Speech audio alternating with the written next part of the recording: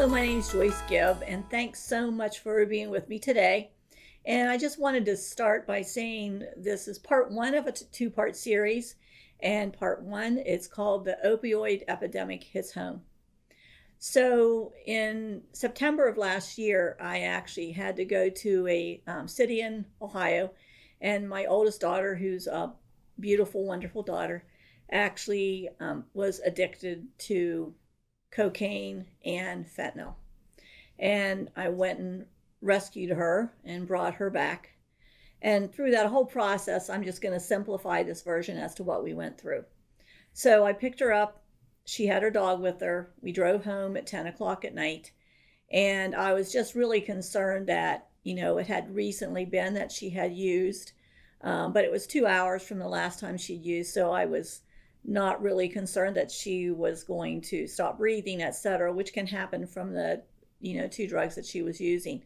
So I, drove back. I kept holding her chest to make sure that she's breathing. And she goes, "Mom, I'm fine." And we got home and got her into bed. And I just prayed to God that she would sleep as much as she could to get through the detoxification that was going to happen with withdrawal.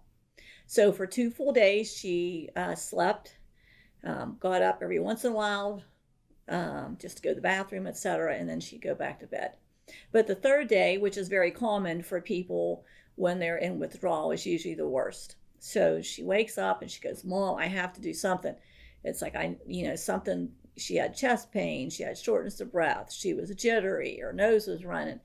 All the typical symptoms that you get with withdrawal and anxiety and all that goes with it. So I said, okay, let's go do something. So I called a couple places in the area where I lived, and they said, well, bring her to this place because then they can do a clearance and then she can go through a detoxification program.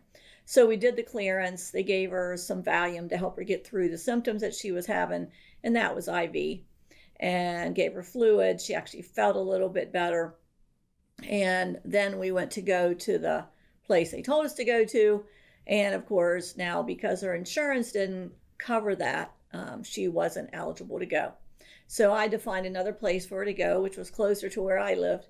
And so I took her there, checked her in. They asked all the various questions. And then the next day she calls me and says that she's going to leave. And I said, "So why are you leaving?" She said, "Because they're doing nothing actually to help her with this whole process."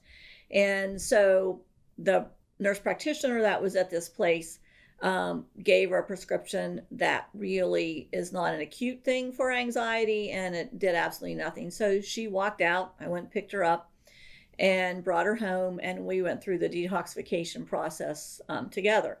So after about 7 days, she had previously been on Suboxone, and so we were trying to get that was out of her, everything was out of her system. But she felt like, and as you probably have already heard, that if you don't do something after someone detoxes, they have an 80% relapse rate, 80. So I felt like we tried to do the Vivitrol shot, which is a sustained release naltrexone, which was $1,300, and that's a monthly shot. She'd been out of the, 7 to 10 days now that she'd been off her narcotics that she was using.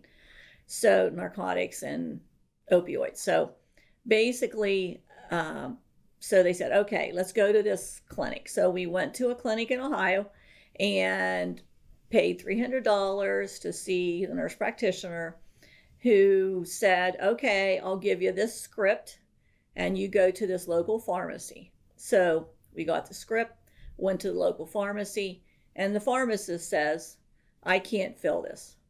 I already have too many people in my program and I can't afford to have more people." So in the end, I paid all that money and then we couldn't even get her treated. So then we looked around the next day. We actually got an appointment for another place in Pennsylvania, and we went there and that she got treated. And almost as soon as she took the Suboxone, she still was withdrawing, obviously, to me, but her symptoms dissipated. She was like a new person. She woke up, she quit sneezing. And, that's what happens with, you're substituting one drug for another drug. So in that whole process, I was thinking, what can we do? What can I do practicing functional integrative medicine to help people get off of their opioids and to help them detox? Number one, you have to be pooping. Number two, you have to be sweating. And just to get these things out of your system, that's the most important part. So if they're not eating, they're not drinking, they're not pooping, they're not sweating, it's the process is going to take longer. So, that whole process really can be aided by doing some amino acids, taking supplements like L-phenylalanine, which helps recirculate the endorphins. So that's all in the next part 2 series. And I'd love to help you or your loved ones go through this whole process. They do have to be ready to do this and not just rely on the narcotics or whatever they were taking as the backup plan. So this is complete detoxification and trying to clean out their system. So give me a call if you would like to start that process. I'd be happy to help you with that whole thing. So, God made all of us to have a fruitful life, and he has an abundant plan and a life for all of us, and even to the least of these, which was my beautiful lovely daughter. We need to stand by them in their tough times. Thanks a lot. Thanks for listening. If you want to make sure you're getting the latest health information, click the subscribe button below and ring the bell. That way you can make sure you're not going to miss out on any of the latest information.